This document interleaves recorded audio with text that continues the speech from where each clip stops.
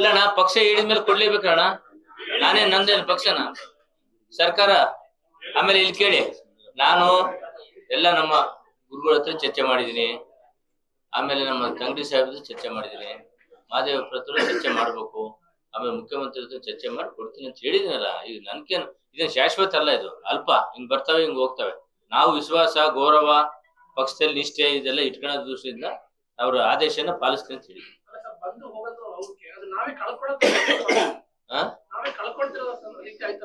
ಅದಕ್ಕೆ ಗ್ರಾಚಾರ ಅಂತಾರಲ್ಲ, ಈಗ ಎಡುತ್ತೆ ಸುಮ್ ನಡೀತೀವ, ಕಲ್ ನೋಡೇ ಇಲ್ಲ ನಾವು, ಎಡಿಬಿಟ್ಟಿವಿ, ಏನೋ ಗೊತ್ತಿಲ್ಲ. ಪಕ್ಷ ತೀರ್ಮಾನದಕ್ಕೆ ಅಲ್ಲ ಮಾಡ್ತೀವಣ್ಣ, ಈಗ ಹೋಗ್ತೀವಿ, ಅದಕ್ಕೆ ಈಗ ಹೋಗ್ತೀವಿ.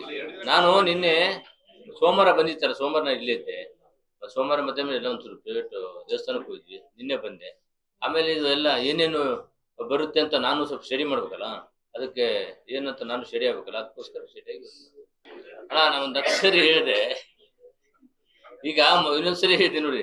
ಮೈಸೂರಿಂದ ಸಾಹೇಬ್ರು ಫೋನ್ ಮಾಡಿದ್ರು, ಏನದು ವಿಡಿಯೋ ವೈರಲ್ ಆಗಿದೆಯಲ್ಲಪ್ಪ, ಏನಪ್ಪ ಅದು ಅಂತ. ರವಿಕುಮಾರ್ ಏನು ಅಂತ.